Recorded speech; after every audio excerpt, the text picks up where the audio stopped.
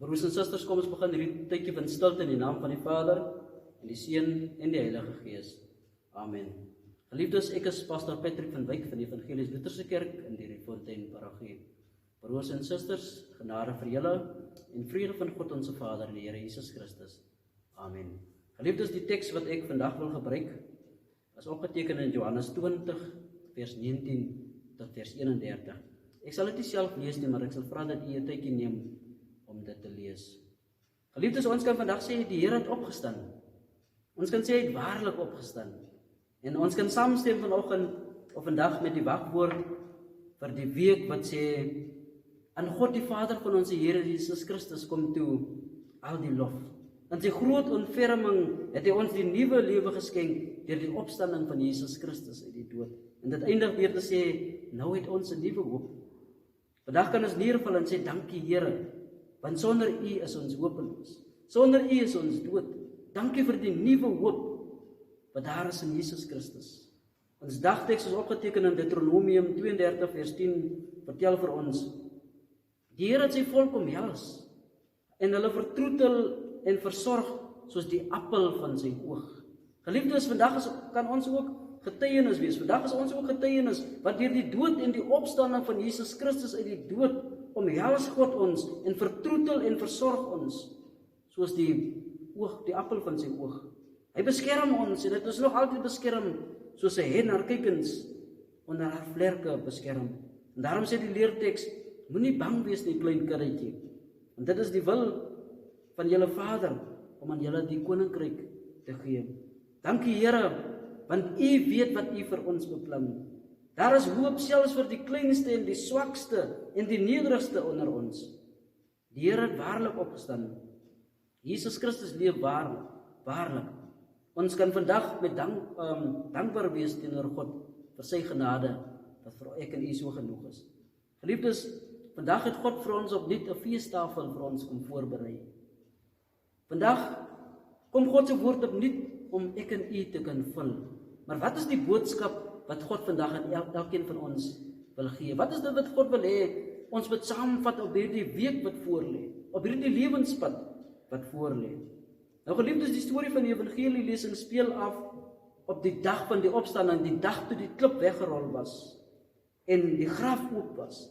Maar ons lees in hierdie verhaal dat die disippels bymekaar was agter geslote deure, en dit uit vrees vir die Jode. Geliefdes, en dit nadat Maria Magdalena hulle vertel het, ek het die Here gesien. Hier sit die disippels agter 'n geslote deur terwyl die graf oop was. Die disippels het hulle self afgesluit van die realiteit van die opstanding van Jesus Christus uit die dood. Hulle deure van geloof was gesluit. Hulle het hulle self afgesluit van die blye tyding van Maria Magdalena, omgedraai van die oop graf en ingegaan in hulle eie grafte van vrees, van twyfel en van geestelike blindheid. En dit is waar die disippels hulle in hierdie verhaal bevind. Hier sit hulle toegesluit deur die vrees en die angs. Hulle was bang vir wat mense aan hulle sou doen. En dit het hulle verhoed om te sien wat God besig was om te doen. En wanneer Johannes praat van 'n geslote deur, geliefdes, praat hy nie net van die fisiese deur nie, maar hy praat ook oor die innerlike toestand van die disippels. Geliefdes, dit is 'n week na Paasondag. Dit is 'n week nadat Jesus Christus opgestaan het. En ek wonder, waar staan ek en u vandag? Hoe het die opstanding van Jesus Christus ons lewens verander sedert die opstanding van Jesus Christus uit die graf? Waar lewe ons vandag? Is dit in vryheid, die vryheid wat gepaard gaan met die opstanding van Jesus Christus? Of lewe ons agter geslote deure? Voel ons vry of sit ons agter die geslote deure van ons probleme en ons omstandighede? Voel ons vry of sit ons agter die geslote deure van ons emosies? Voel ons vry of sit ons agter die geslote deure van ons verhoudings en ons vriendskappe? Sit ons agter die geslote deure van ons eie lewenswandel en die dinge wat ons doen? Sit ons agter geslote deure van vrees en angs? Sit ons agter geslote deure van onvergewensgesindheid en bitterheid? Waar is ek en u vandag? Waar bevind ons vandag? Veral 7 dae nadat Jesus Christus uit die graf het opgestaan het. Geliefdes, soos Johannes ook verwys het na die innerlike toestand van die disippels, Kom spreek die woord van God ook vandag ek en u innerlike toestand aan. Wat is ek en u innerlike toestand vandag? Wat is die toestand van ons innerlike mens? Hoe gaan dit met ek en u hier binne? Hoe gaan dit met ons hart en hoe gaan dit met ons siele? Geliefdes, in hierdie tyd van die coronavirus, die COVID-19 pandemie, is ons ook agter geslote deure, nes hierdie disippels van oud. Ons lewe in vrees, veral wanneer ons sien hoe die pandemie verwoesting saai in ander lande. Selfs in ons eie land het die dodetal as gevolg van hierdie pandemie reeds kwaai gestyg. Soos die dood van Jesus Christus vir baie vreesaanjaende aangeleentheid is, of was, so is hierdie pandemie ook vreesaanjaend vir ek en u vandag. Maar weet u geliefdes, terwyl die disippels so sit agter hulle geslote deure van vrees en angs, kom stap Jesus binne. Terwyl hulle so sit agter die geslote deure van hulle twyfel, kom stap Jesus binne. Terwyl hulle so sit agter die geslote deure van hulle geestelike blindheid, kom staan Jesus tussen hulle. En wanneer ons vandag sit agter die geslote deure van ons probleme en omstandighede, kom stap Jesus Christus in ons midde in. Wanneer ons sit agter die geslote deure van ons emosies, ons verhoudings en vriendskappe, van ons vrees en angs, van ons onvergewensgesindheid en bitterheid, kom stap die Here en Meester binne. Wanneer die storm woed en die golwe dreig om ons te vernietig, kom stap Jesus ons lewens binne, soos hy aangestap het op die see, volgens die woord van God. Wanneer die wêreld agter geslote deure sit, uit die vrees vir die coronavirus, kom stap Jesus Christus ook vandag ons lewens binne. Onverwags en ongenooi, maar tog op die regte tyd stap hy ons lewens binne. Nou die scenario, geliefdes, wat geskets word van die disippels na die opstanding van Jesus Christus, skep die indruk dat dit die moeilikste tyd van hulle lewens was. Dit was heel moontlik die laagtepunt in hulle lewens. Hierdie vrees en angs waarin hulle was, hierdie twyfel en geestelike blindheid. Want dit het gemaak dat hulle wegkruip. Maar ons leer dat Jesus Christus hulle elke keer gevind het. Al het hulle hom nie erken nie. Wanneer ons die woord van God lees, dan leer ons dat daar meer verhale is waar Jesus Christus hulle gevind het. En so is dit ook met ons geliefdes. Wanneer te neergedrukheid meer word as hoop, wanneer ons geloof in twyfel verander, wanneer moed deur vrees vervang word, wanneer ons vreugde verander in hartseer en wanneer ons soms ten gronde gaan, vind God ek en u. Ons mag dalk nie hom nie eers erken nie, maar hy kom oor en oor vir ek en u. Hy kom vir ons deur die woorde van bemoediging van 'n vriend. Hy kom na ons deur die omgee van 'n vreemdeling soms, deur elke dag se seëninge en selfs soms deur die harde woorde van familie en vriende. Hy kom vandag na ons geliefdes en hy vind ons vandag deur sy woord wat ons nou hoor. Hy neem altyd die eerste stap. En te midde van hierdie disippels se vrees en angs, te midde van hulle twyfel en blindheid, kom die stem van die Here en Meester. En hy sê vir hulle, vrede vir julle. Geliefdes, dis nie 'n gewone groet nie, of dis nie 'n gewone vredesgroet nie, of 'n vredeswens nie. Dit is 'n gawe uit die hand van die Here. Dit is 'n heling en restaurasie van die verhouding van God met God. Midde in ons vrees en ons twyfel, ons onvergewensgesindheid, ons bitterheid, ons pyn, ons hartseer, ons emosies, kom die stem van God ook vandag na ek en u. En hy sê vrede vir julle. Dit is nie die soort vrede wat die wêreld kan bied nie, maar dit is 'n gawe van God. Dit is 'n herstel en restaurasie van ons verhouding met God. Midde in hierdie pandemie, geliefdes, kom die stem van God ook. En hy sê vrede vir julle. God is besig met herstelwerk. God is besig met restaurasie, geliefdes. God is besig om aan ek en u te werk. En daarom moet ons stil wees en vertrou en weet dat God in beheer is.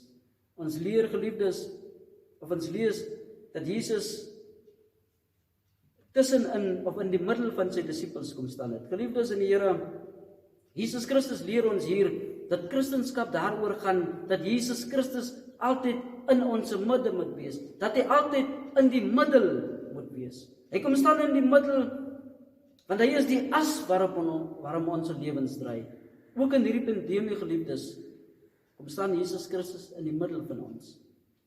Aan die kruis, geliefdes, was hy in die middel van sondaars. As die lam in Openbaring, as hy in die middel van die troon, en met die opstanding uit die graf, is Jesus Christus in die middel van die kerk, want hy kom staan hier in die middel van sy disippels. Ek het gewonder hoekom hierdie herhaling so plaasvind in die skrif van Jesus Christus wat altyd in die middel kom staan. En ek het besef, dit is die kern van ons geloof as Christene, dat Jesus Christus die middelpunt moet wees van ons lewens. Geliefdes, vandag kom staan Jesus Christus ook deur die woord van God waarna ons sal luister, in die middel van ek en u. As kinders van God, moet Jesus Christus nie net die een wees wat ons verlos het nie, maar hy moet Here wees oor elke deel van ons lewens. Want hy moet die sentrale punt wees van elke aspek van ek en u lewens. Hy moet die middelpunt wees van alles wat ons is en alles wat ons doen. Moenie dat Jesus Christus net 'n deel van ons lewens wees nie, maar laat hy ons hele lewens wees. Ons is so geneig om altyd te sê, maar die Here is deel van my lewe. Laat die Here ons hele lewens wees. Moenie laat ons 'n taxi maak wat vir ons hier oplei en daar aflei.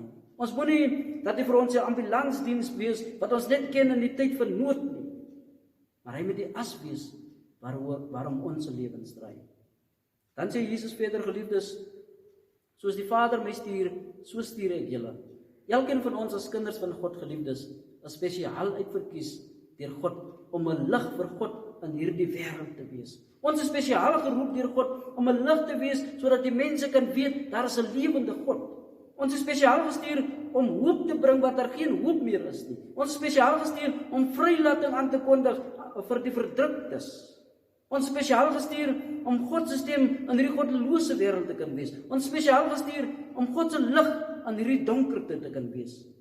Midde in hierdie pandemie, geliefdes, is ons ook God se stem. En God wil hê ons moet aan die wêreld uitbesyn. Our only hope is in Jesus, the Christ of the living God. Dit is Christus se boodskap aan elkeen van ons vandag, geliefdes. Soos die Vader my stuur, so stuur ek julle. Hoor ek en u vandag God se stem. Gee ons vandag gehoor aan God se stem. Hy vra vir elkeen van ons vandag, wie sal ek stuur en wie sal gaan? Hoe antwoord ek en u op hierdie uitnodiging van God? En dan blaas Jesus Christus oor die disippels en hy sê, ontvang die Heilige Gees. Wanneer ons lees oor toe God die mens Adam geskape het hy oor hom geblaas en Adam het lewend geword. Oor die dooie bene van Jesegiel het God geblaas en dit het lewend geword. En so kom blaas Jesus Christus ook oor ek en u vandag, sodat ons 'n nuwe lewe kan ontvang. Ons was dooie bene, geliefdes, voor Jesus Christus se dood en opstanding. Maar deur die kruis van Jesus Christus het God kom blaas oor ek en u en hy vir ons nuwe lewe gegee. Ons het nuwe skepsels geword toe die steen weggerol is. Ons het nuwe skepsels geword toe Christus ons geslote deure binne gekom het. Dit was een ding wat ek geleer het in die lewe, is dat wanneer God 'n deur toemaak, maak hy 'n nuwe deur oop. Wanneer 'n deur toegegaan het vir hierdie disippels en hulle sit in die vrees en die angs, kom staan Jesus Christus in hulle midde en hy maak 'n nuwe deur vir hulle oop. Hulle het die pad saam met hom fisies gestap.